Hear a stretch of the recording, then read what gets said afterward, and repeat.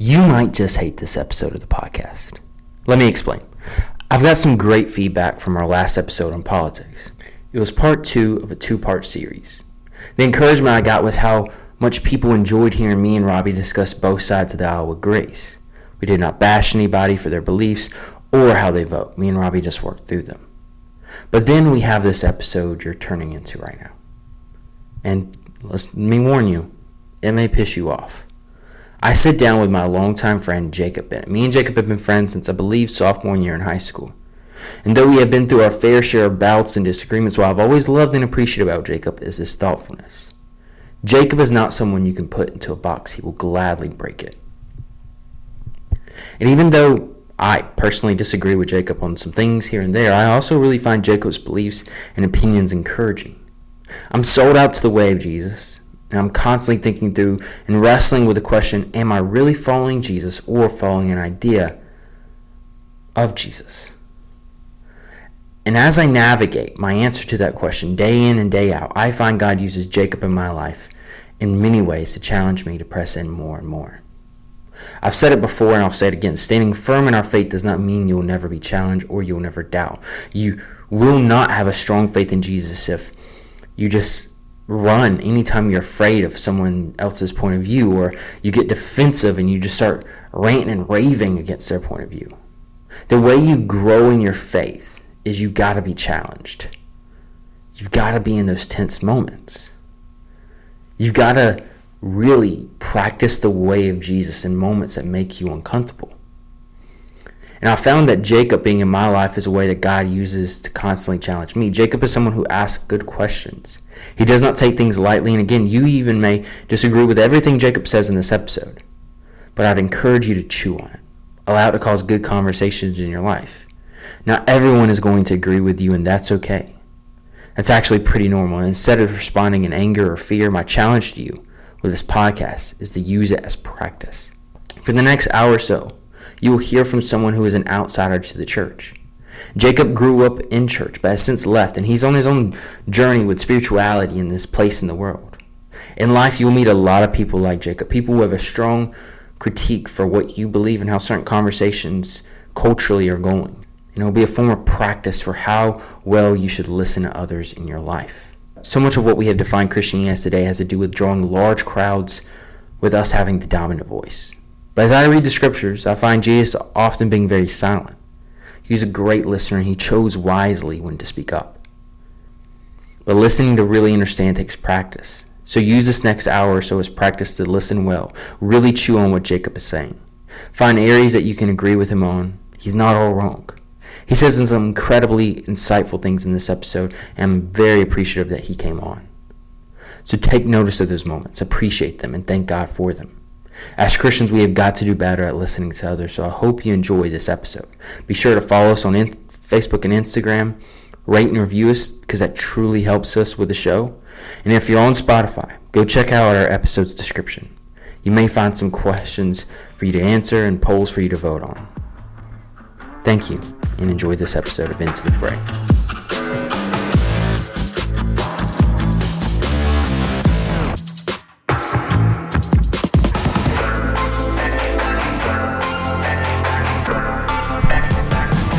Have like a title picked out for this, or Not at all. you just see what happens and then pick the title from that? Yep. So welcome back to Titles Aren't That Important, Mom. Oh Lord. We're here with your host, Jacob Bennett. No. The Instagram still works. That's funny. And it's signed, I think it's my phone number. Mm-hmm. And so anytime I get logged out of my Instagram and I try to log back in, I use my phone number and it goes to Titles Aren't That Important. I'm like, frick. Because you deactivate it, but if you log back in, it reactivates it. Mm-hmm. That's so annoying. So. The podcast that never was. Yeah.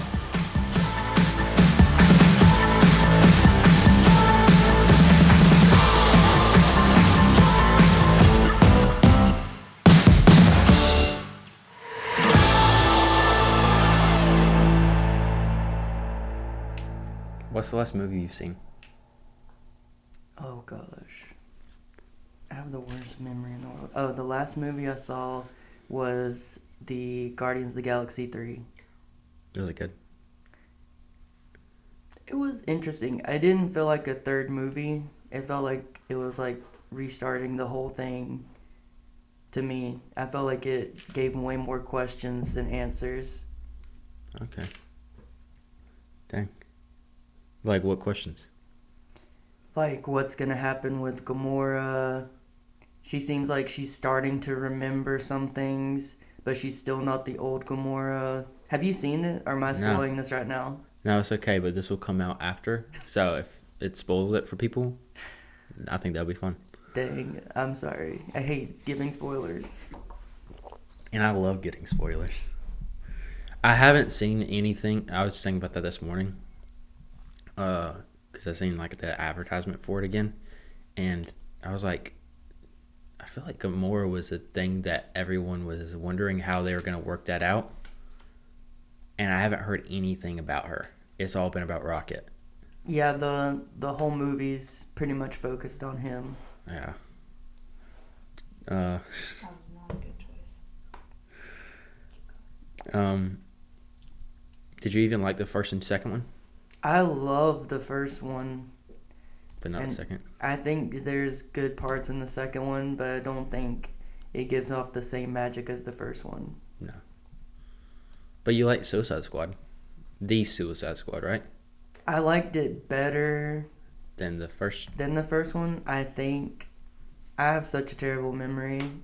I don't remember these movies that well, but I felt like it was okay. Yeah. It was a fun movie. Like, I think that sometimes I get wrapped up in like trying to find a good movie when like sometimes these movies are just made to have fun Yeah. and they're not supposed to win an Oscar. Like the Mario movie. Haven't seen it. It was so good. It was good. But there's no like emotional message there. I don't think so. What did you get from it? Nothing? Okay. Thank you, Berlin. Love. Let me let that be known that Berlin's not the one not talking. Love. Yeah. Dead love. Dead. Okay. One-sided. Yeah, I mean, I guess. Unrequited love. I finally seen Perks of Being a Wallflower. What did you think? It was like one of the best movies I've ever seen. Correct answer. Yeah. For it to have sat on my bookshelf for years. That's fun. Have you read the book or just seen the movie? You No. need to read the book. You're a book I'd person. be open to that now. It's very was- dark. It's darker than the movie. It was so good. I'll ask you this because I asked Thane this yesterday because he had seen it too. Mm-hmm. The main character, I don't know any other names. Charlie. He was like molested or something like that. Yes. Right. In the scenes of him as a little kid with his aunt, Mm-hmm. there's a little boy next to him. Mm-hmm. I wondered if that's his best friend who shot himself. Because they just say that his best friend like killed himself, and now Charlie's struggling with the same thing. And so I wondered if like his best friend realized what had happened to them as kids sooner and was like really struggling with it, and so he killed himself, and then Charlie's just like that's forced Charlie to like, I don't know, the demons to come get him, I guess. I don't remember there being another little boy. If I'm thinking of who you're thinking of, I think that was his brother. That's what Okay. I thought. Yeah, I think that was his brother and Maybe. sister. Well, the only thing I had, because at first I thought about that too, but then I was like, well, his sister's not. It doesn't show her as a little kid in those scenes, It does. and not in the ones I'm talking about where the aunt's like, keep this a secret. It's like him, another little boy like standing just a little bit further away from him, and then that's it. Are you not the one where she's like keep it a secret? I thought it was like his two siblings, and they had fallen asleep, That's what I and thought. him and the Ann are like still watching the movie, and that's when she does the stuff and says keep it a secret. But I haven't seen this movie. Maybe I need to go back and rewatch it. I need to rewatch it Yeah. too. If I would have known we were talking about this, I would have. But it is a great movie. I love the movie. A lot of people tell me that I'm like Charlie. Not like that, but very wallflower, social anxiety. I could say that. I don't know if it's a good thing or a bad thing. I think it's a good thing. I like Charlie in the movie. I'm definitely a less likable Charlie. Ezra Miller's character I like too.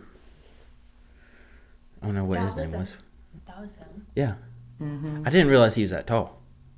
Yeah. He's like super tall. I guess in the like Justice League movies, he's around like these 6'4". gigantic in every possible way guys. Well, they Yeah. probably also use like camera tricks Yeah. to make him look shorter because they don't want the Flash being taller than Superman and Batman. Yeah, that's true. But And his character's name is Patrick. It just came to me. nice. So, what was your experience with Christianity growing up? I've been going to church since I was in my mother's stomach. Like, it was something that I didn't come into. Like, it has always been there. Yeah. Like, from the beginning. Like, I don't remember a time. There wasn't a time in my life before where I had not gone to church. Yeah. Like, there's never been a period in my life that I wasn't going to church until I became older and stopped going myself. Yeah. When you said I hate these God-loving people. No, I'm just kidding. No. Everybody has a rebellious teenage phase. What type of church was it? It Do you was remember? just a Baptist Okay. church. It was very in the middle of nowhere, in the woods, very country, Yeah. very, what's the word? Like, I guess just very country is all I can think to say. Yeah. Now there was a time where you went back to it like a few years ago or so, Mm-hmm. Yes. and you enjoyed it. I don't know how much. I think you enjoyed the worship. What was that like? Like what did you like about it, I guess? I really liked the music. I think that music is a way that I interpret a lot of the world. And like if the music makes me feel something, then that's like my easiest connection to spirituality, I guess. Yeah. So like hearing that music again like made me feel like connected to God again. Yeah. Versus other churches where it just feels like going through the motions, like we're singing this because this song is about God. It's not because this song makes us feel God. Yeah. What is your thoughts on churches? Because that was like a church that they sang out like a hymnal, right? The one that I didn't like, or the one you did? the one that I Or did did they like, have? They have the hymn books.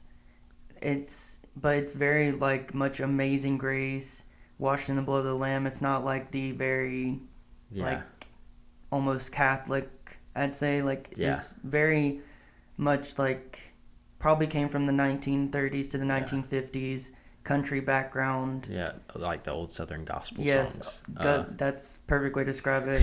Old Southern gospel. What about, so because you visited churches like the Bridge and like how their worship style is, Yes. what's your perception of that? Like how the church is designed with like the black walls and the colorful lights in the worship scene, and then like I guess some of the, I don't know, more contemporary or like modern. I like things the they're trying. contemporary thing. Like it doesn't bother me. I guess I don't focus that much on the atmosphere as other people do. I'm very ADHD, like tunnel visioned. So, like, I can appreciate the thing that the bridge is doing, which is modernizing and making people feel like this is not just like an old school way of doing things. Yeah. Like, people can be young and also worship God. I Yeah. think that's important. But I also like going to an old school church and like seeing like I don't know how to describe it. It's very just an old school feeling. It vibe. feels it's an old school vibe. It doesn't bother me. I guess it did more when I was a kid, because it was something that I was forced to do. Like Yeah. it was just something I had seen every week of my life. I Yeah. was sick of it, but now coming back to it after all these years feels like returning home. Okay. I was just curious because I feel like the struggle churches like the Bridge have is we start them like in a good place. Mm-hmm. Like we want to reach the young people, and like this is how they're probably going to worship, so we're going to do that. We're not going to like sing "Washed in the Blood." Yeah. We're going to sing them like Oceans or whatever. But then I think sometimes the misconception is that young people are just going to come to your church, and like that's all you have to do is like paint the walls black and put lights on. And I think it's interesting that like I don't talk to anyone our age who seems to really care about any of that stuff. Yeah. And if anything, they feel kind of nostalgic about the churches they grew up in. And that like I think sometimes we've tried to make church feel so much like it's not weird. Mm-hmm. And we try to make it seem so normal that the younger people are like, no, I kind of want something weird and different to go to once a week. Yeah. Like I want that thing that's different, a different experience during the week. And I don't know, I think that sometimes churches like the Bridge, and I won't name the other ones, but we struggle with that because it's kind of like of course young people are going to come here. Yeah. But then we look at some of the attendance of some of these other churches, and it's weird how many old people come to the Bridge. Yeah. And I don't know, it's just a sign that maybe we're putting too much priority on certain things. We're putting too much priority on the Aesthetics. electric guitar, Yeah. and not enough on like the atmosphere, like the culture we're building here in the community. Yeah, I definitely think that the aesthetics is all... It brings people in, but it doesn't keep them there. Yeah. I've never noticed the black walls. The black hole. Yeah. I just had to look through the pictures. Yeah, there's black walls. There's an intentional like when people visit from like a First Baptist, that's the first thing they notice is The black walls. how dare you paint the church black? And it's like, well, how dare you not change the carpet after 60 years Oh, wow. with all True. these stains? Gosh. But I don't know. I do kind of get it because when Kobe became the youth pastor at Southside, he came in after a guy who was very flashy, and he was like giving cars away, trying to get people to come to youth. Wow. Yeah. And every night was a rock show for the youth, and he delivered this like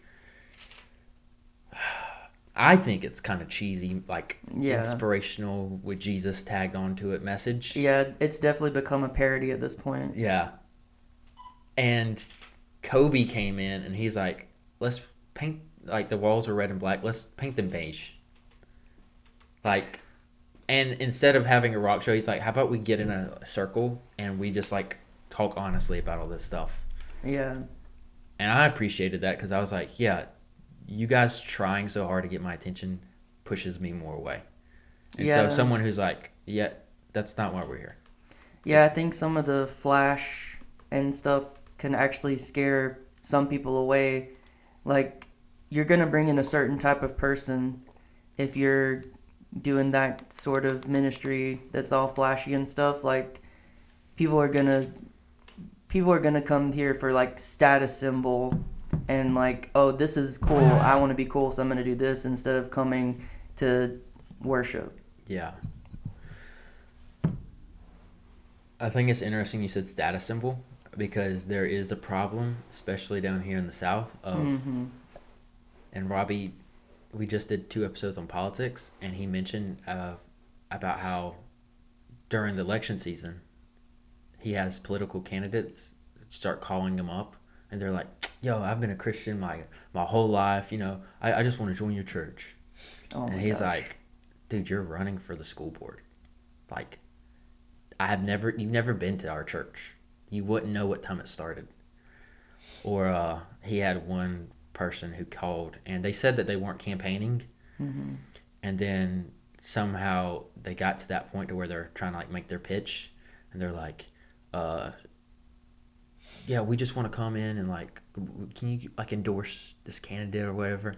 And Robbie was like, "No." And the person who just claimed they had like Christian values immediately starts like trash talking Robbie, and they're like, "Well, you're not a real Christian because you want to like get up on stage and support this candidate or whatever." And Robbie's like, "That's one, I don't think that's legal for us as a church to get up on stage on Sunday morning and publicly endorse a candidate. Right. And 2, you just said that you weren't doing that." So what's your thoughts on Christians and the politics and I how- think that there's a lot of powerful people that hide behind Christianity to get votes. They claim to be Christian. They say all these things. They do the opposite of what Christian values are, but because they're claiming to be Christian, people feel like it's okay to vote for them. Like they're just choosing the candidate that claims Christianity Yeah. without actually like even looking at what that person's policies are, Yeah. what this person actually cares about. Like if this person looks like a clean cut person, claims to be a Christian, they're like, "Oh, that's my candidate." Yeah. What was your thoughts? Because there's the issue of why evangelicals largely came out and supported Trump in 2016 and in 2020. But a lot of people scratch their heads because they're like, that makes no sense. Why these people who claim like Christian family values are coming out in support of Donald Trump. And I don't want to like dog people who voted for Trump because I have a lot of family who did. Same. And I understand why they did. I don't necessarily agree with it, but like I understand it. They're not the stereotype of like they just hate women and like all that stuff. It's like no, they are single issue voters, and they have this one issue that they have in mind, and that's whoever wants to champion that, they're going to go with it, even if that person doesn't care about any of their other values. Yeah, that's true. So what, from your perspective, as someone like outside of the church, you've seen so many church-going, Jesus-loving people come out full support of Trump. What was your thoughts on that? From personal experience, not to call anybody out, not saying anybody specific, but I know a lot of people that voted for Trump because that's what their friends and family were doing. Yeah. They were just following it. They're like, this is the Republican Party, this is the Christian Party, Trump is that party, I have to vote for Trump. Like, Yeah. they saw no other alternative. Like, Trump was the Christian candidate, even though he was not Christian at all. They saw that as their only option. And then if you tried to question that, it messed with their reality of the world. Yeah. Like, some people can't, they need the safety of like, okay, this Republican is this and a Democrat is this. I'm a Republican, so I always have to vote Republican. Yeah. And you can't break their worldview of that, even though it's not the reality, it's their reality. Yeah. Okay, so you said Trump was definitely not a Christian. So I don't know Trump personally, but based off historical things and what I Yeah. witnessed publicly, I would not say that that man was Christian. Yeah, I agree. But I think there's a way we describe Christians in the church, and sometimes we forget what other people outside, because sometimes we get so sick, like what is it called? We get so trapped in our box with just churchy people that we forget how we're being perceived by people outside, and we don't realize some of the I don't know, struggles people are having as they're looking at us, and they're like, that don't make any sense. So what would you describe a Christian to be like, if you could? What would I describe as like the Yeah. ideal Christian, or what I see as Christian? Let's do both. I think a person that is Christian is somebody that believes in God and believes in the Bible and like is working towards Savior and all that kind of things. Like maybe Trump is doing that on his own personal time, but I don't think that he does something publicly enough to represent being Christian.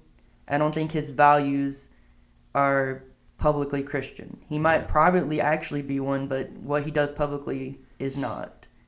I think the ideal Christian, I don't think there is an ideal Christian, but I think like someone who is an ideal Christian is somebody that,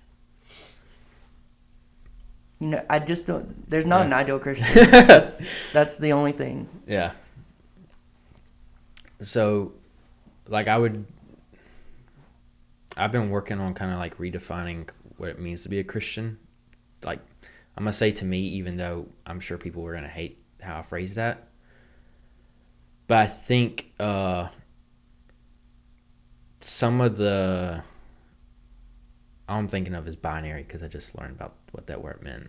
But the black and white idea of like Christian or non-Christian, Yeah. it doesn't work. And sometimes how we've like, you're a Christian if you've been born again. It's like, okay, what does that even mean? Like, and what does saved mean? Like, we use all this church lingo, but sometimes like you grow up in that environment that sometimes you're just saying these things and you don't actually know what any of it means. And if someone pressed you on it, you're kind of like, I don't know, it means you love Jesus, I guess. And it's like, that's not at all what that meant back in the day. And so I've been working on redefining it, because for the longest it was, you have to be like this you have to believe all these very specific certain things in order to be a Christian, and do these certain specific things to be a Christian. If you didn't do any of those, or like if you're falling off on one of them, like you're in jeopardy. Like you might be going to hell.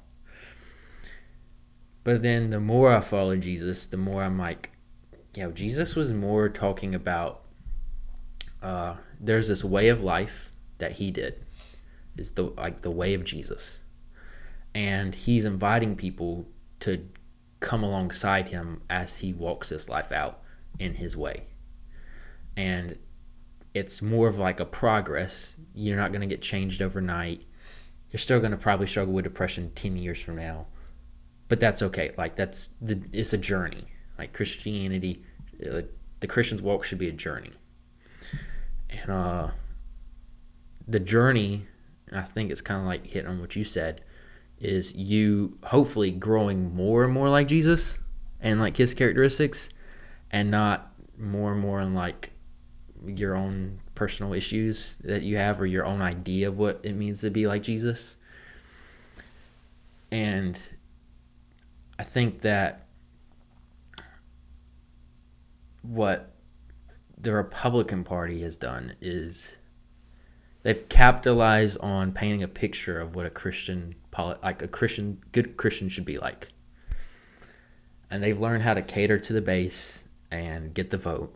And it's not out of any genuineness that they're trying to get your vote. They want power. Like a lot of it just has to do with like Ronald Reagan, they want power. And so they get the Christian leaders who are very influential involved, and they're like, hey, bro, come pray for me, and like, let's take a picture. And it's like these subtle endorsements, and then you end up having like your liberty universities and all who like really get outspoken, and they're like, yeah, vote for Trump, we won't let a Democrat come in here again. But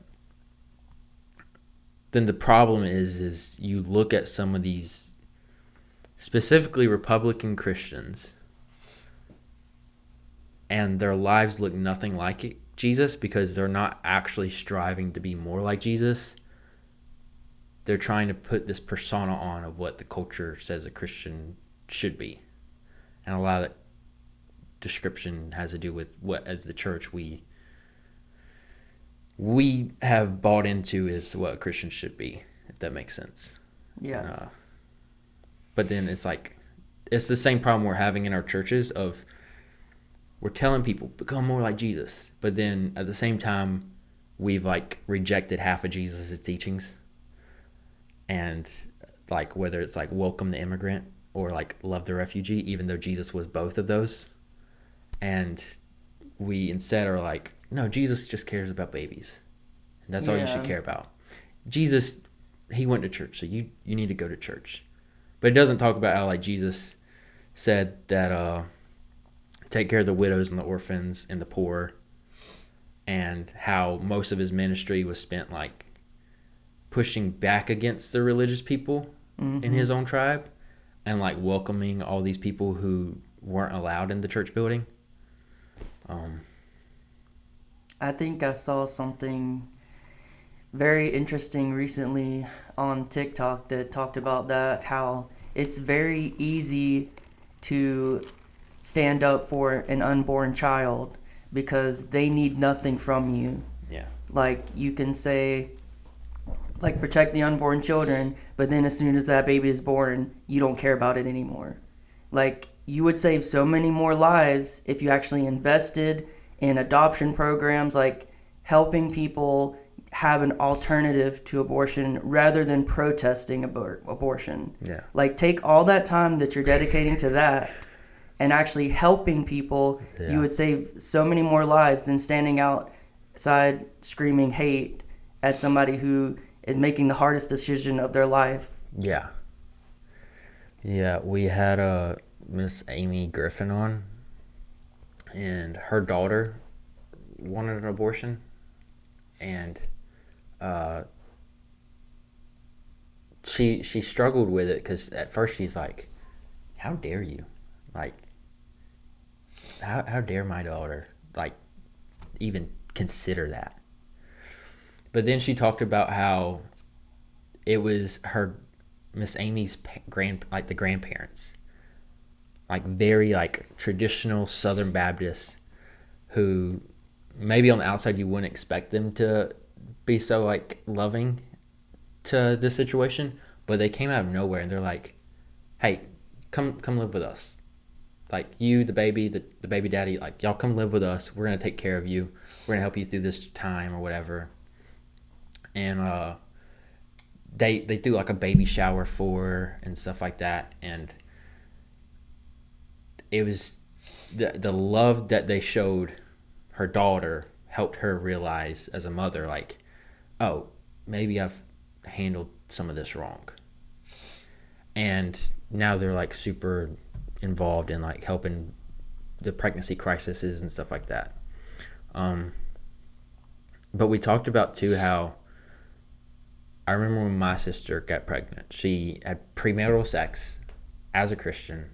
She gets pregnant and the church people flipped out.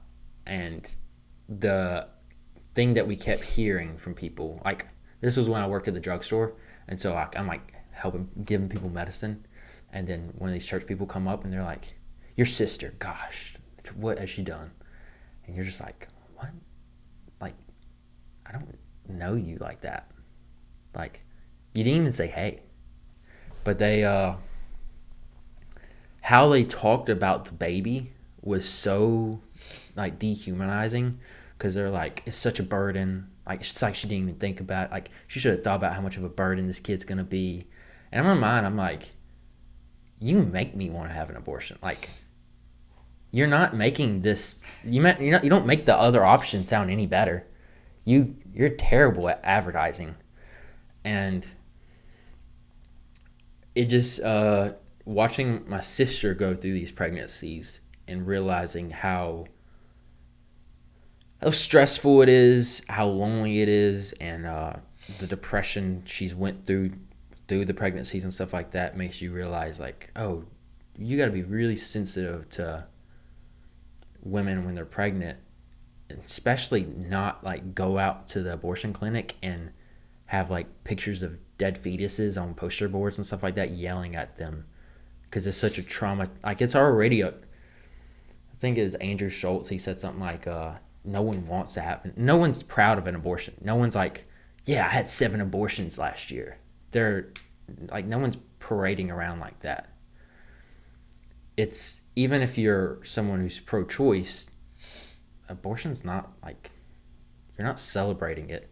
It's still a pretty rough moment in your life. And so add on to that the church standing out in front of them with dead fetus posters, yelling at you, telling you like you're going to hell. It doesn't, again, it's just not helping. And so if Christians could, like you said, spend more time investing in like the adoptions and the foster care industry, and also like helping making healthcare better, and the providing more jobs. Yep. Some of these decisions would be easier for a single mom who has 3 kids already. It would help her out with making a decision that maybe you prefer. Yeah, I think you said something earlier about like how the world perceives Christians now. I think like in this situation made me think about most people view Christians as judgmental more than somebody they could go to help them. Yeah. So if they did, I think you could make the church a place that was an alternative to an abortion clinic to come to feel safe. Like, there's a lot of people who don't feel safe at home when these situations happen. They have nowhere to go. They can't go to the church. They'll get judged. So another abortion is their only option. If they made the church a safe place to come to when these kind of things happened, then they could see that there are other ways. Yeah. And it's crazy because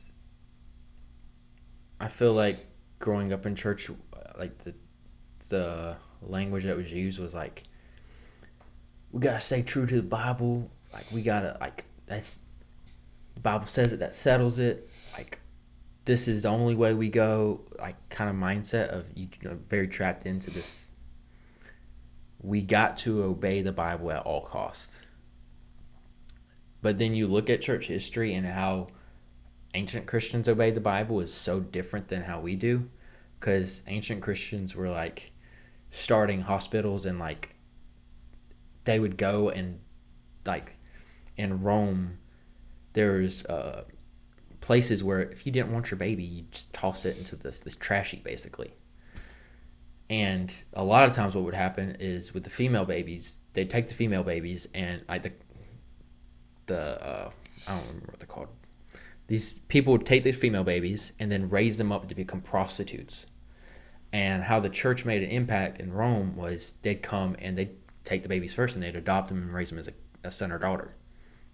And so like that's how they're fighting sex trafficking. But like nowadays we have no skin in the game whatsoever, and instead we just like we think it's okay to just get up on a pulpit and scream at people like, don't have sex outside of marriage, or don't have an abortion, but we don't actually invest in anything that we're actually saying. It's all talk, but like no actual practice.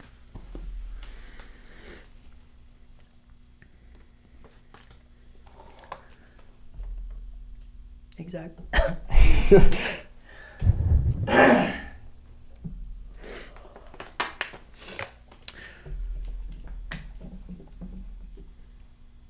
So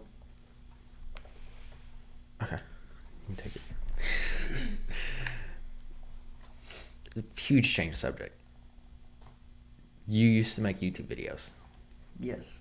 which I will put in the description, so everyone can gloriously go back and revisit. Love that. Yeah. What was that season of your life like, and why were you making them? That season of my life I regard as one of the greatest times of my life. And like, no matter where I'm now, like, I still look back on that as a great time. I think that it was a very difficult thing because it was something that I loved, and it was like the first thing that I found that I was passionate about. So when I lost the passion for it, it was harder to accept than any other thing that I had to let go of my life. Yeah. So why'd you fall in love with it?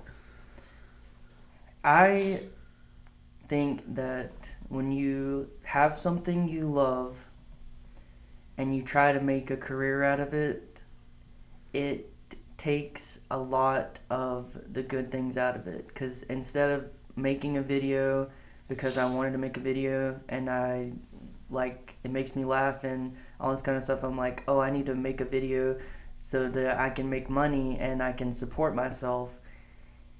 And that really took a lot of the passion out of it because it's like I can't think of any ideas. Like all of this is horrible. Mm-hmm. I'm not going to be able to support myself. I'm going to be a burden on my family. Like I need to get a real job. So it was really more of like maybe I'd still be doing it if this was a passion project on the side versus I tried, because everybody tells you your career needs to be something that you're passionate about to make it worthwhile. So I was like, okay, this is the only thing I'm passionate about, so this is going to be my career. Yeah. And I think that's what made it unlovable, or Yeah. you know. Yeah. I feel like I've grown to understand that more because as a teenager, my sole goal, which you know this, was to become a pastor. And then the closer I've gotten to that, and the more it's like been a potential to become like a career, the more I've like grown to hate it. Because I'm like, no, like this is something personal. Like when I met Jesus when I was 13 or 14, that was a personal experience for me. And then along the road, it felt like it got tainted by, I don't know, it's like a lot of how we do church and stuff like that can be like very consumeristic. And so like the pastor is the product and whatever his personal walk with Jesus is the product. So you have to come up with a new sermon every week about how God's changed your life every week. And it can become exhausting because you're like, nothing happened this week. Like, I'm still a Christian, but like, and I still love Jesus, but this week was just the same as the last 4 weeks. There's nothing new and like that's so life changing that I can share with you. Can we just have a sermon on like I woke up this morning and that's a miracle. That's almost exactly how it was for me making videos. Like trying to come up with a new idea every week when you're not inspired. Like if you don't have good inspiration, then it's just gonna turn out terrible, and Yeah. it just makes you not want to do it. Yeah. And it's tough because I've been reading some books on like creativity and all, and a good bit of them are saying like, well, you gotta create even when you're not inspired. And at some point I agree with that, but there is a point to where it's like, yeah, but it's like, I don't know, the inspiration definitely does, like it is a magic that you need somewhere in the creative process. And so if you get to the point to where like there's no inspiration at all, even when you're doing all, like, you're checking the list off on everything else that you need to do. If knowing magic comes, then it's like, frick, that's when I can see it being like, yeah, I don't know if I want to keep doing this. Because then it just becomes, I don't know, hell. Yeah, I could understand the like needing to create even when you're not inspired, because when you do that, you can get inspired. Mm-hmm. But I think the issue with what the pastor thing and what I was trying to do is like you can find inspiration, but it's not going to work for the situation that you need. Yeah. Like I had all these ideas that I could have done. They would have been great ideas, but they would be videos that people who like my other videos would not want to see this. Yeah. Or it was something that I could not do by myself. I don't have people and a budget. Like I had to come up with a specific idea that Yeah. was just me with the camera in my bedroom Yeah. versus I had these ideas, but I don't have a 50-man crew. Yeah. Or it's something that would be so weird that like only I would appreciate this, and I could make a video like that, but again that goes back to like I was trying to make a career out of this. Yeah. So that wouldn't help me in the long run. Yeah. Man. And it's tough because you watch like a Casey Neistat and he's like, there's an audience for everybody. But it's easier to say that when you've got the audience. It's harder to say that when you're like starting out and you're kind of everywhere and you're still like you're working out the creative muscle and like the things that you like and the things that you don't like. And so a lot of time you're just throwing like darts at the wall and hoping you like hit a target every now and then. But I think it's just easier sometimes to say stuff like that when you've already got the audience. And I know he tries stuff and like he's one of the greatest, but it's like I think like Logan Paul says it a lot of you just got to create every day. And it's like you could do that because you had like this following on Vine and it translated to YouTube. So you already started out pretty like hot and heavy with an audience. But just Jacob vlogging every day, like in Teeterville. Yeah. That's not a lot going on out here. That's not, you can't clickbait that with like, I'm going to see the Teeterville Mall, like you could with Hollywood. I don't think that place is even open anymore. Yeah. Man. So, what are your thoughts currently on the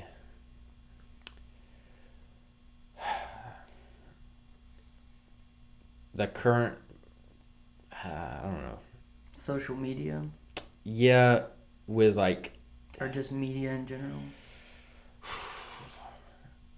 I guess I'm curious to hear, because you're a creative person, what's your thoughts on like TikTok influencers? And do you think that it's helpful that you can become so easily like famous and build an audience on TikTok? Or do you think it's hurtful because it creates a lot of junk art that isn't really, I don't know if people would call it art.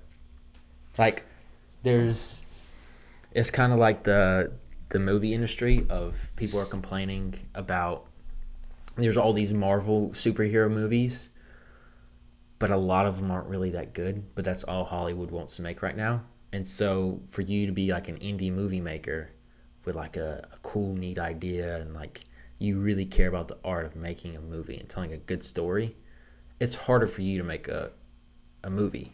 Even though, in one sense, it's the easiest time to make a movie because you can just pick up a camera and do it. I think that my teacher said something to me one time when I was complaining about a movie or something, and I was saying how terrible it was and like why did they even make this, and my teacher said something like, like nobody sets out to make a bad movie. Yeah. You know, and it's not hurting you that this terrible movie exists. Like, you just need to let people do what they're gonna do. Like, it doesn't affect you, so like, it was a bad movie, and that's the end of it. You know, like, Yeah. don't watch it. Yeah. I think that it's really important that there's a platform that regular people can create content on and be seen by a whole lot of people. That used to be YouTube. It's not the case anymore. Like, now with YouTube, like, there's already established creators, and like, you can't really break out anymore. So now the TikTok is that. I think that we've gone through cycles of this since the beginning of time. It started with movies, and like, people, like, anybody could make a movie and do these things. Like, back in the day, well, not anybody, like, you had to go to Hollywood, but like, any person could move to Hollywood, and it wasn't like this huge industry to break into. Then TV became a thing. So then, like, people would go to TV. Like, there's always a new platform that it's gonna come up that like new people can be a part of. That, like, it's not an old industry to break into anymore. And I think it just cycles out. And TikTok is gonna, like, I've already noticed TikTok. Like, I think there was a golden age of TikTok. Like, it used to be like Musically, and it was all dancing videos. Then it became like a bunch of like very specific videos, like great videos. And now I see it becoming more like all these celebrities are on TikTok, and all these brands are on TikTok because everybody's watching TikTok. So it kind of lost some of the magic that when it was just like the everyday Joe creator. Like, Yeah. I think it loses something when it becomes an industry. So now TikTok is becoming that. So the new thing is going to pop up next, and then that will create new people that will be like your everyday Joes that can create, and it just cycles through. You know, there's always going to be something new where like people can create anything that they want to, and people can see it. Because it was TikTok, then it was YouTube, it was television, it was movies, it was radio. Yeah. One of the, I feel like a repetitive conversation that I keep hearing with people in the church is how much they are growing to hate Hollywood. Mm-hmm. And I don't, like, we watch a ton of movies.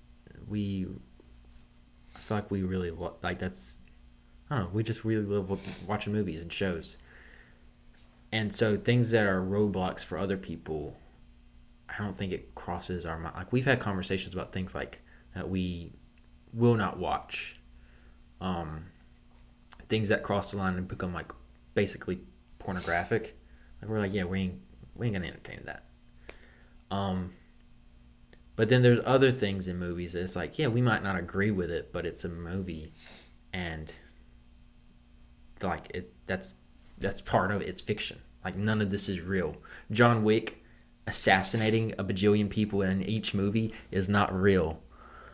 But the conversation right now is with like Disney and showing gay characters. Mm-hmm. And I know it's a very touchy subject because there's complexities of like parents just they're wanting to protect their kids from what they think is wrong and stuff like that.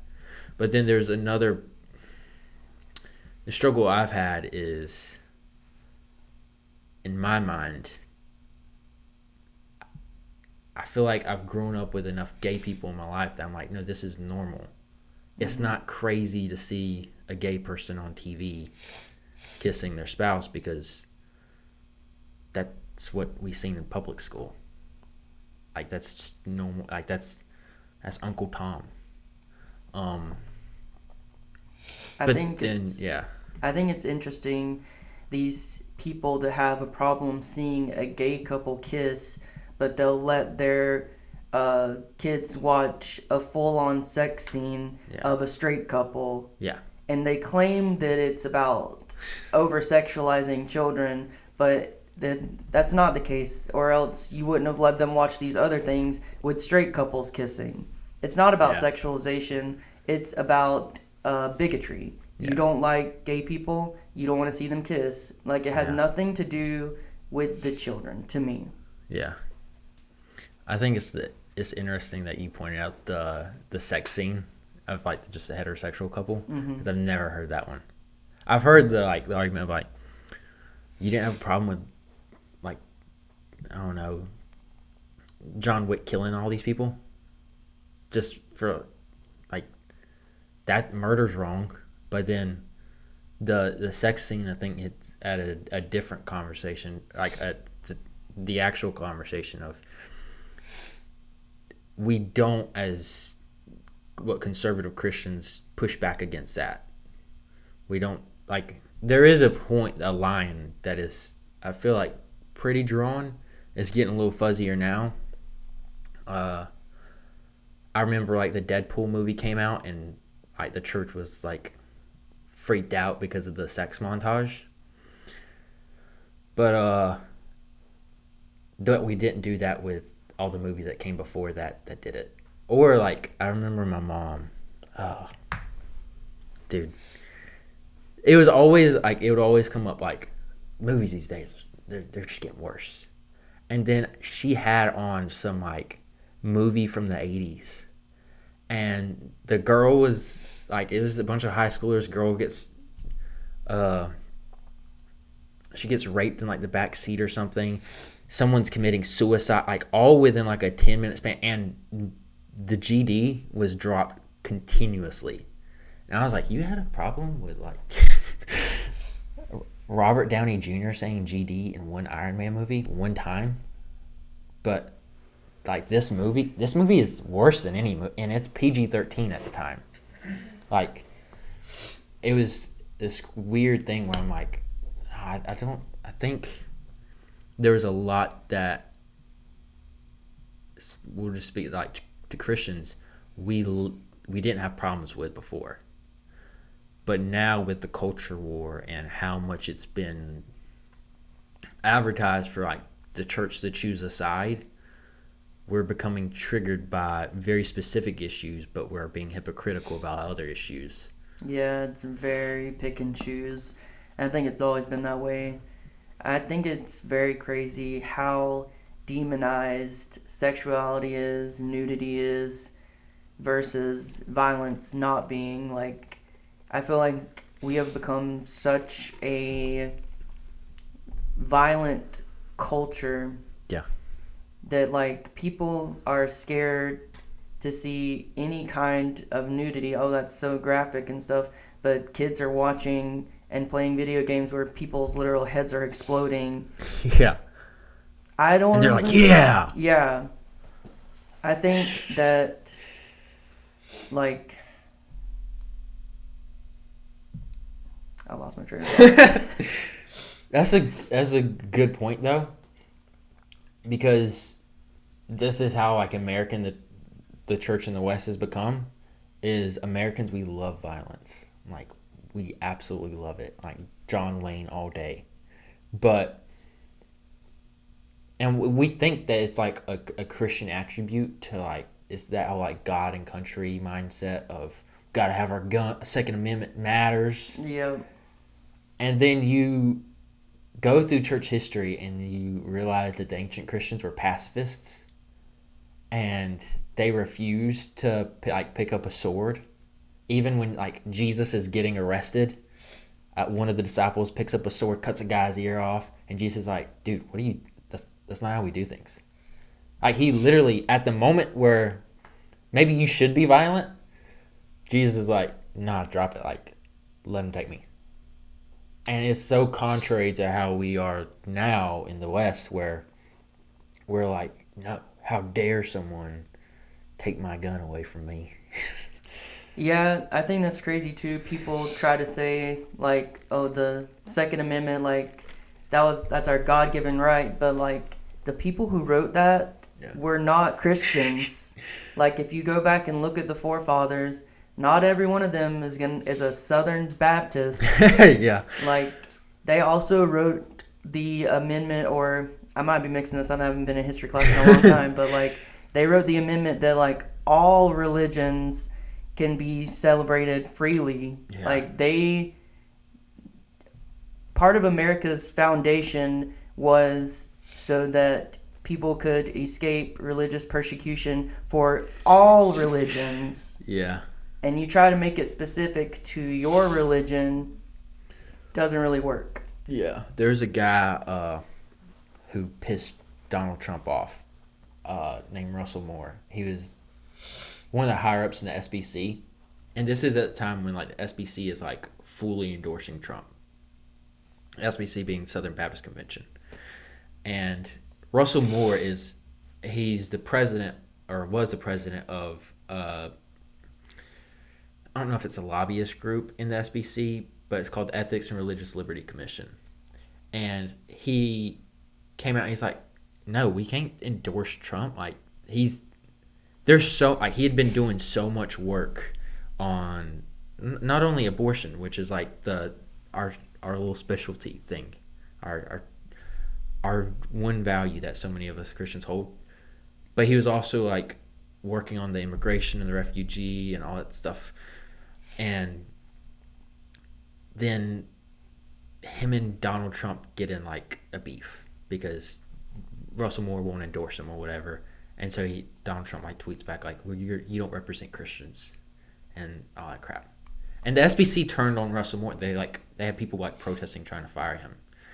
And wow, what was it? I don't even remember what I was saying. Oh, I don't remember what I was saying. But one of the crazy things, like you had pointed out, like the people who wrote that helped found the country where they want to be inclusive of all religions, not just like Southern Baptist. Mm-hmm. And it's like, well, maybe we shouldn't be happy about being Southern Baptist all the time, because the Southern Baptist history is really terrible. Like, it started because we wouldn't give up our slaves. And I think kind of what Russell Moore pointed out is like, well, there's like, we may have finally turned a little bit of a leaf on that. Like, we won't go hire a slave now, but there's so much racism in the SBC, and there's so much sexual abuse being covered up, that it's like, we're good competitors to the Catholic Church. And Russell Moore just pointed out, like, we as Christians, I know what I was trying to say. I think it was to do with the Muslim mosques or whatever. There's a lot of pushback of we can't let Islam come into our country, like they're terrorists, and we can't allow mosques to be being built and stuff like that. And people, I think there's like some protests and some even like maybe there's like a shooting or something, mass shooting at a mosque or something like that at the time.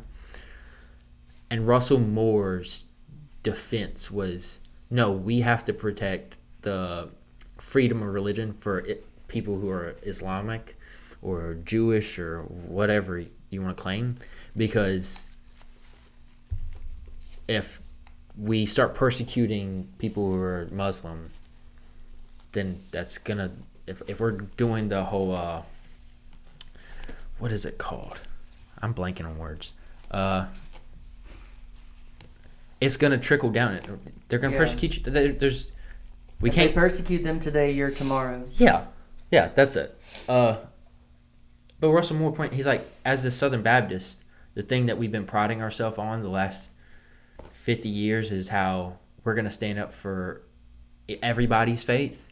But then when it came to time we backed down. We're like, no, like, we just gotta care about the Christians. It's like, no, it's not what the country's built on. Also, Jesus didn't go around bashing people who had a different faith. Like him and the Jews at the time, or even him and the Greeks and Romans, had different faiths. But he didn't go in and was like, we gotta like burn their mosques or their temples to Athena or whatever down. Instead, he's like, no, just engage them, love them, have a conversation. What's that Bible verse about the neighbor? What, love thy neighbor as thyself? Yes. Okay. Couldn't you think of yourself as the Christian and your neighbor is Islam? Yeah. So I think you need to like have respect for everyone. Like Yeah. just because somebody doesn't believe what you believe doesn't make them a bad person. You can share your faith and be respectful about it. Yeah.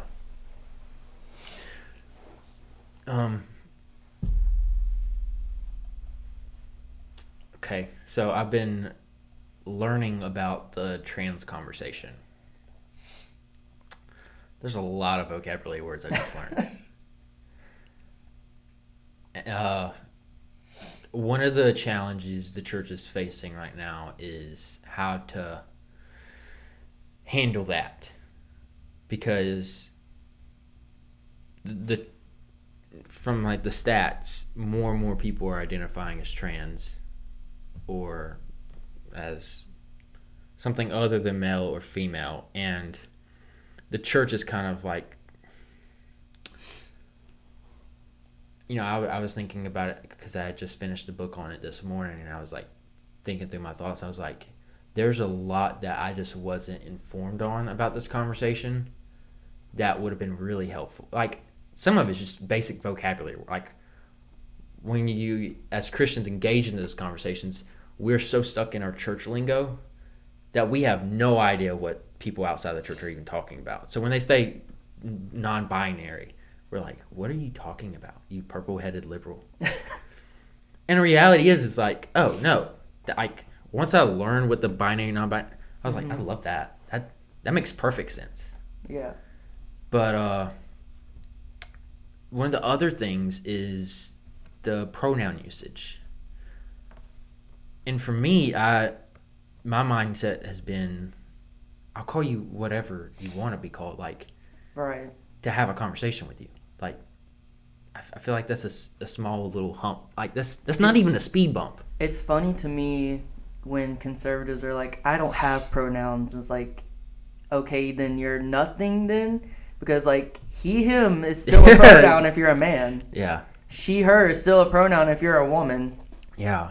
Even the guy pointed out in this book, he's like, we call people like the wrong pronouns, like pronouns that they don't identify with all the time. We walk into a room full of guys and girls and we say, hey guys, and no one, like, we'd be annoyed if someone was like, it's actually guys and gals. But Right. like we like generalize things all the time, and he was just making the point. He's like, so what does it hurt you to say they, them? Like, that's, again, it's not even a speed bump to get over in order to have a conversation. I think it's a respect thing. If your name was John, you would not want somebody calling you Jim. And if they called you Jim for the rest of your life, you would be mad about it. Yeah. Because it's the same thing of learning somebody's name is John versus Jim is learning to call somebody saying, this is a him, this is a her. Like, Yeah. it's not that difficult. You, like, people are saying, like, oh, it's hard to know. It's like, ask that person. It's like asking what your name is. Yeah. Your name is Jim? Okay, I'm going to call you Jim from now on. Which, yeah, let's get on that a little bit, of how bad at conversation people are, and how I feel like the church has really struggled with just knowing how to have a conversation with a stranger they don't know, and just saying, hey, what is your name? Your name's Jacob? Okay, my name's Austin. It's very nice to meet you, Jacob. Like, and part of that, I think, is just like the social media and how trapped we are in our phones that we don't even like consider the people around us. So we're not even thinking about having conversations with them. But then when we're forced, like, they come into your church and you don't say a single hey to them, it's like, I mean, I feel like that's something as Christians we gotta really get better at, is just saying, hey, what is your name? No offense to your current church, The Bridge. I haven't been here in a while, so it might be different now. But yeah, it very much was like that whenever I came here. Like, nobody talked to me. I kind of sat in the back row, and then I left. I think the last church that you went to was very good about that. Like, they were very Yeah. warm, inviting, welcoming. I think that was like the best thing about your last church is how inclusive the community was. Like, you, as soon as, like, from day one, they made you feel like you were a part of it. Yeah. I second that. Yeah, no offense to that. I've said that from the pulpit. We had a time where we got up and shared our stories about coming to the bridge. What we like how did we get plugged in? And mine was, well, I left for a few years, and when I came back, me and my buddy Jacob came back, and no one spoke a word to us. And you guys know my name. Like, you don't even have to ask what is your name. You already know it, and you didn't. And even you, it wasn't even like you were a stranger to the bridge. You came to youth most Wednesday nights in high school. Yeah. So you were here all the time. But, yeah, the bridge struggles with that big time. I will not be too harshly on them. Yeah. I am antisocial myself, so I'm not the type of person to do that either. But I think in the whole church, I don't feel like the whole church is like has that mentality of antisocial anxiety. Whole church is in the bridge, or Yeah. Yeah. And you were talking about like meeting people in public, like Christians. Like, I think that people are also very turned off of Christianity because of the people that will go up to talk to them to public, because they won't like be like, "Hey, how are you?" Like, they immediately are like, "You're going to hell? Yeah. You want to come to church? Because you're going to hell." Did you vote for Obama? Because you're going now. Yeah. Would you like to come to the bridge? No. We don't do that, hopefully. That's usually. I don't think anybody from the bridge has ever done that, but like Christians that I've met Yeah. on the street, like the ones that usually have like the little pamphlet. The tracks. Yeah. I get those at college. Yeah. Go to a crosswalk. It's just impersonal. Like, me and Robbie had done an episode on evangelism a few months ago, and we talked about how, like, if your thing is you're gonna hand someone a pamphlet, cool. Yeah, that kind of counts as sharing your faith, but not really, because you didn't engage that person at all. You didn't talk to them. What if they want to become a Christian and that's all they have is this pamphlet that's gonna like waste away in a few weeks? Yeah, they're not gonna read. You're killing the trees. Yeah, it's the thing that'll probably be more effective is you to be like, hey, to your neighbor you haven't met, you want to come over for dinner? And not even like have the mindset of once they get here, like, I'm gonna force them to pray with us, and then I'm gonna deliver the gospel message, and they just have to sit there quietly. But instead be like, no, we're just gonna have a game night and show them that we're normal human beings. And like, you're gonna be weird enough already. Like, you don't gotta make it more weird by like doing the monologue about how they're a sinner going to hell. Like, just treat them like normal, and hopefully, if you're a loving person, that's what all they're gonna need. That's gonna open up the conversations by itself. Is they're gonna feel comfortable with you, and then they're gonna start asking you questions, and then you can be like, yeah, this is my Bible, my King James Bible. No. I think the thing that got me going to church in high school is because when we would hang out at school, we were already friends. Yeah. So to me, it was like, well, I've been going to church. Like, this is not a new thing to me. And I like hanging out with Austin at school, so this will just be the same thing at a church. Yeah. And I think the fact that we had a group of friends that already hung out, and then you were like, hey guys, you want to come to church with me? We're like, okay, sure. Yeah. It was easy. It wasn't like, it didn't feel forced. It was just like, oh, this is just another thing we're going to do. Like, we play game night on Saturday, we're going to go to church on Sunday. Yeah. I think it'd be helpful for people specifically at the bridge to know how antisocial I was back in the day, because I think technically I'm like the head of connection at the bridge, but I don't really do any. I just talk to people. But a lot of people are shocked when I'm like, no, I almost failed kindergarten because I wouldn't tell my teacher I knew the answers. I thought you were mute when we went to elementary school together. Like, I did not talk to people at all. And even in high school, I broke out of that a little bit, but there were still times where I just, like, there's classes where I never spoke a word. Unless I was with my friends, I wasn't going to talk to you. Like, I was like, why don't you come talk to me? But I just think that's helpful for, validation that, no, I struggled with talking to people, but you learn to get over it. Mm-hmm. And you, like, it's one thing that, like, I'm an introvert, and, like, me and Berlin talked about this. Like, there's times where I have to, like, pull back, and I have to, like, go into my little rabbit hole, because otherwise I'm gonna die. Like, it takes a lot out of me to be around people. So there's got to be moments where I schedule time for me to just go and, like, be a hermit. But I can't stay a hermit. I've got to come back out into the wild and, like, engage with people. And I think that one of the struggles I've heard with people not being welcoming at the church is the excuse of, oh, well, I'm an introvert. And it's like, that's cool. That actually probably makes you a better conversationalist, because you're not going to be like, so how's the weather today?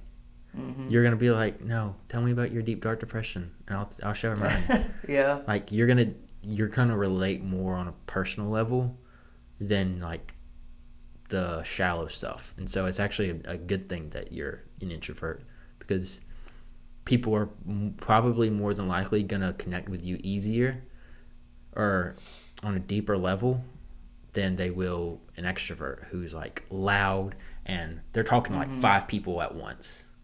When you're, like, the introvert and you're just like, I'm going to talk to this one person, and I'm going to spend time with this one person for the next few Sundays. That's going to go a longer way than the guy who's just like, hey, everybody.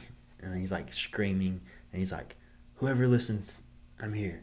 And he's, like, running around from conversation to conversation.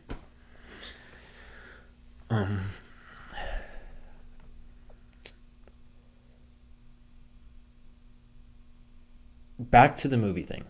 All right.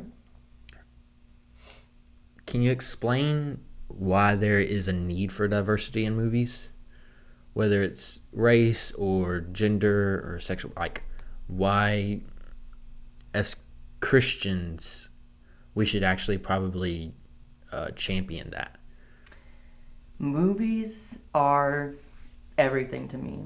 Yeah. I am obsessed with movies. I have a movie collection. I think that movies and books, but, like, movies are more accessible than books. Movies tell stories. Movies entertain us. Like, when you find a character in a movie that you relate to, that becomes your favorite character. When that person looks like you, it adds another layer. When you see all of these characters that look the same, they're just all white guys, like, you can like some of them, but there's never going to be that next level of relatability. But when you actually see somebody on screen that looks like you, that talks like you talk, and, like, acts like you, that person becomes your new favorite character, because, like, you see yourself on screen. And I think there's been studies done on this, but, like, it is a mental thing to, like, see yourself represented. It does something for you that no other thing can. Yeah. I get that. And I think people, if Christians are mad about the Hollywood movies, make better movies. Yeah. If you want people to watch Christian movies, make better Christian movies. Can I get your opinion on the God's Not Dead movie that we seen years and years ago? I would have rewatched it if I knew we were doing something like that. But the thing that I remember about the God's Not Dead movie is it was a fine movie up until the ending for me. Okay, I understand that getting saved is everything to the Christian faith, but it was very weird to me. This man died in the street, and these people are celebrating 2 seconds later. Like, I get that he was like not a Christian and then he got saved at the last second, so yay, he's going to heaven. That's great. He still needs to be mourned for. Like, he still died. He's going to heaven, yes. Like, that's good for him, but he's also dead. Like, you should be sad. Yeah. I thought that movie was so good until you pointed out like that, and I was like, oh, yeah, I guess that is weird that we like there was immediately a rock concert in the next scene of that, of like people being like, yeah, God's not dead, and it's like, yeah, but this guy's dead. But then I don't remember that math teacher we had in 10th grade. I think it was like Miss Spires or something like that. Mm-hmm. But she pointed out something. She's like, I don't like the movie, and I'm a Christian. Her thing was that it painted I think they were Muslims in the movie, out as like these terrible people. And it like played into that whole stereotype of like, and there's of course like instances where what was represented in that movie about Muslims is true.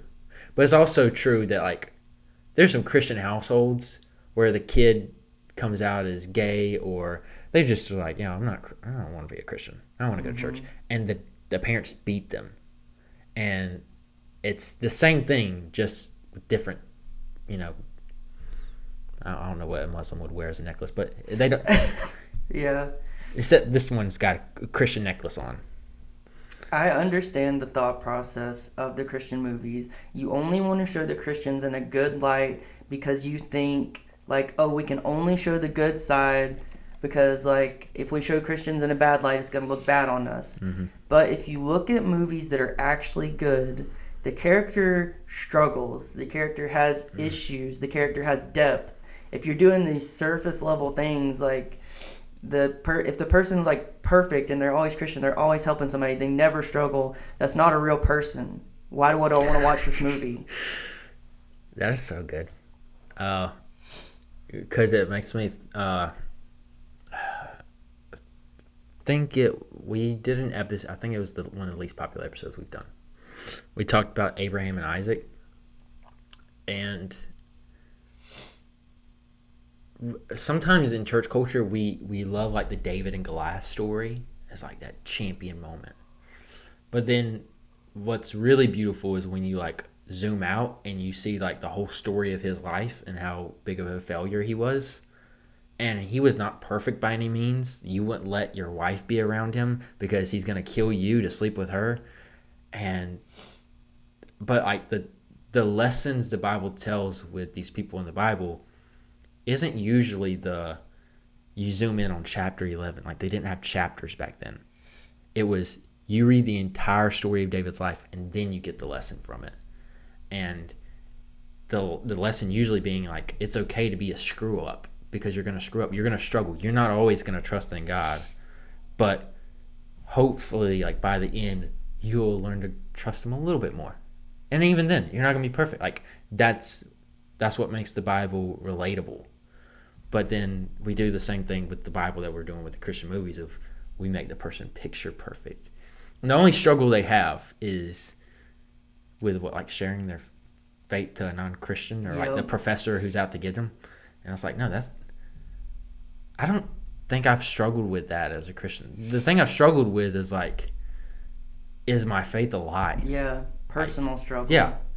Like struggling with, we believe as Christians we're made in the image of God and that God loves us. But then personally, I hate myself. That's the tension. That's the struggle. And those are the stories that would be way better being told, of it not being this like come to Jesus message at the end, but it just paints a picture of someone's life and the struggles and the ups and downs that they go through. Kind of like with the Parks being like, by the end of the movie, he's in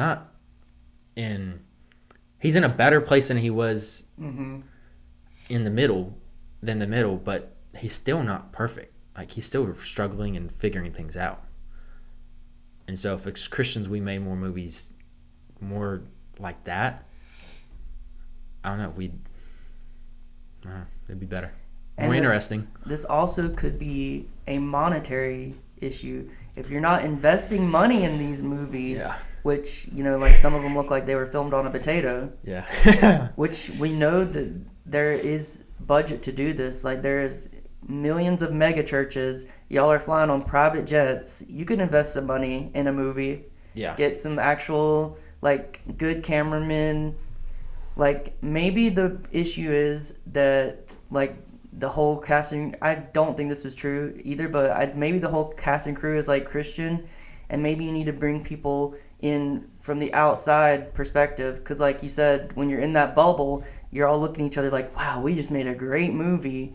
You need somebody from the outside to come in and be like, no, this was not a good movie. Yeah. And I think we might not even have to go outside. If you just ask your teenager what they think of these movies, I don't want to play any of these Christian movies for our youth group because I hate them. And I know they hate them. They're not going home and they're like, I'm going to watch the God's Not Dead 3 movie. One, they shouldn't be making. There's 3 of them? There's 4. Oh my gosh. And it's gotten worse. It's very, culture war-y, They really jumped the shark. But, ship, not shark. I don't know why you're jumping the shark. Is it? It is the shark. Oh, okay. Jumping the shark because Okay. of an episode of that show with the Fonz. He literally jumps a shark, and people are I like, think I remember an Instagram reel about that. they've gone too far. Yeah.